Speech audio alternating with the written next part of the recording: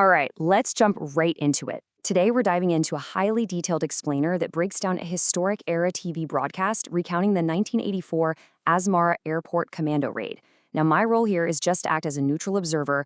We're going to carefully unpack this source material to understand exactly how the veterans themselves describe this incredibly intense event unfolding. What we're looking at is a truly fascinating piece of oral history, a localized, first-hand account broadcast to a very specific audience. So we're going to analyze the structure of their story, looking strictly at the details they chose to share and how they constructed the narrative of that night. To really wrap our heads around the mechanics of this operation as described in the broadcast, I think it helps to look at it through the lens of a classic, high-stakes tactical heist. The source doesn't just give us a dry summary. It gives us an absolute play-by-play of the physical and psychological hurdles these commandos had to clear to infiltrate one of the most heavily guarded locations in the entire region. It really makes you wonder, right? How exactly does a small, covert unit manage to slip right past a massive military perimeter?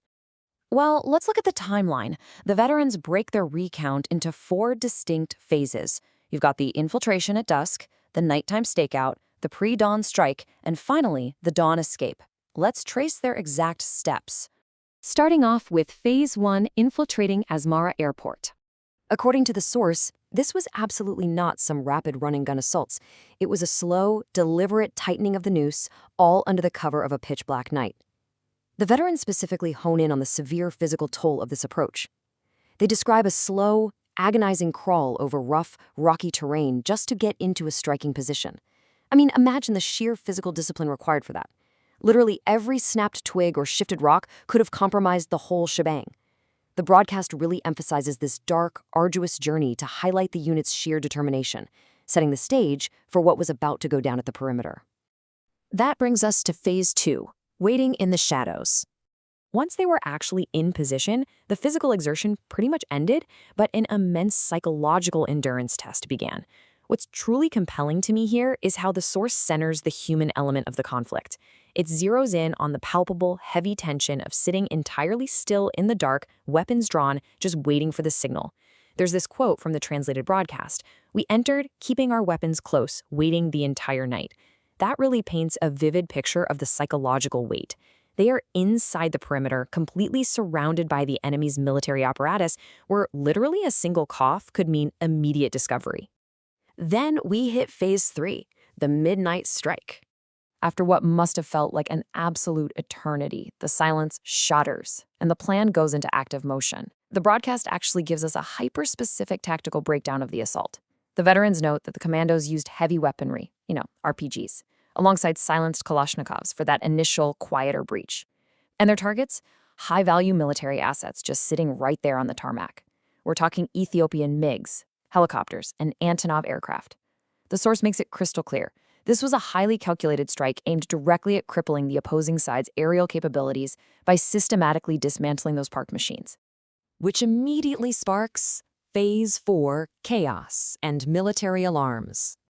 The crucial point the veterans emphasize here is how fast that prolonged silence turned into absolute bedlam the second the first shots were fired and the explosions kicked off. The shift is immediate and violent. They describe what can only be called a profound sensory overload. Once the strike commenced, massive military alarms started blaring relentlessly into the night, totally cutting through the previous dead silence. On top of that, they note the sky literally lit up with the color of flames from the burning aircraft. This signaled a frantic, overwhelming response from the alerted Ethiopian forces who were suddenly scrambling to defend the base. And this detail brilliantly illustrates the immediate collateral impact of such close-quarters warfare. The broadcast contrasts the hyper-localized violence at the airport with the surrounding civilian population of Asmara. Think about it. The terrifying roar of the attack, the blaring alarms, the explosions, it violently woke up a sleeping city. The reality of the conflict was suddenly radiating outward, basically transforming a quiet night into a theater of war for everyone living nearby.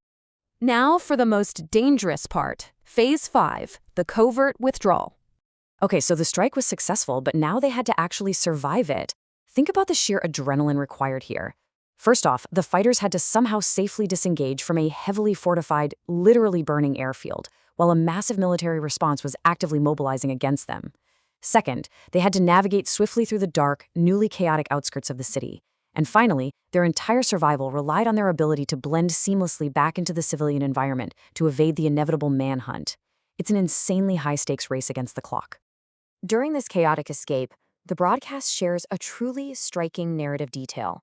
The veterans recall encountering a local couple as they retreated past some residential homes.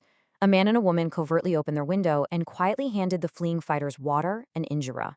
It's this brief, highly poignant moment in the source material that momentarily bridges the gap between combatants and civilians, beautifully illustrating the quiet, dangerous support systems that often exist right in the shadows of a conflict zone.